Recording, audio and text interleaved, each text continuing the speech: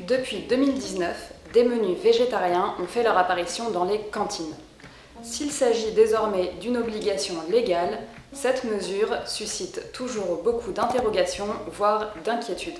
Je m'appelle Astrid, je suis nutritionniste et je vous propose cette série de vidéos dans le cadre du Programme national pour l'alimentation. Le but est de mieux comprendre la raison de la présence de ces menus végétariens dans nos cantines et leur intérêt. Je vais aussi tenter de déconstruire quelques mythes et légendes autour de l'alimentation. Commençons par l'une des questions les plus fréquentes, l'équilibre alimentaire.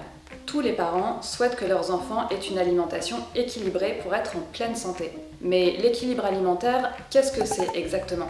Comment le construit-on? Et si mon enfant ne mange pas de viande à l'école, est-ce que ça ne risque pas de mettre en danger son équilibre alimentaire? Nous allons voir cela tout de suite. D'abord, quelques notions de base. Les nutriments se divisent en deux catégories.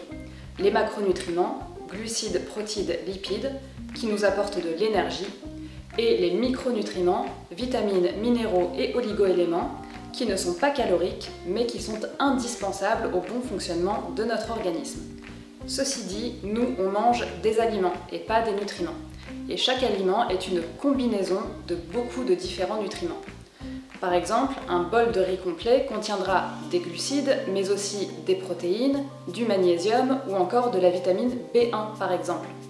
Ajoutez à ce bol de riz complet une portion de courgettes et des haricots rouges et vous aurez un feu d'artifice de plein de différents nutriments.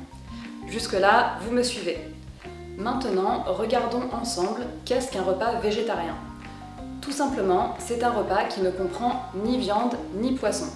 Mais est-ce que ce n'est pas dangereux de proposer aux enfants des repas végétariens? Eh bien non, pour plusieurs raisons.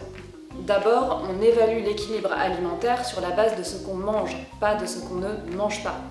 Dire qu'un repas ne contient ni viande ni poisson, ça ne dit absolument pas ce qu'il y a dans l'assiette. Et un repas végétarien, ça ne consiste pas juste à enlever la portion de viande ou de poisson comme si c'était une punition. Non, un repas végétarien, ça veut dire qu'on remplace les sources de protéines animales par des sources de protéines végétales. Et ça tombe bien, c'est pile poil dans les dernières recommandations de santé publique. Le dernier PNNS, Programme national nutrition santé de 2019, recommande d'augmenter notre consommation de légumineuses et d'oléagineux, qui sont des sources de protéines végétales. Diversifier nos sources de protéines permet d'avoir une alimentation bien plus variée, plus riche en fibres et en micronutriments, et donc plus équilibrée.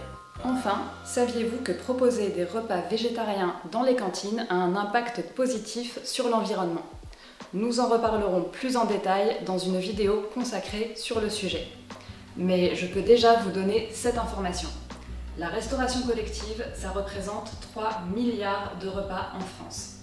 Alors, si le contenu de nos assiettes influence notre environnement, imaginez l'immense levier que représente la restauration collective pour agir face à l'urgence climatique.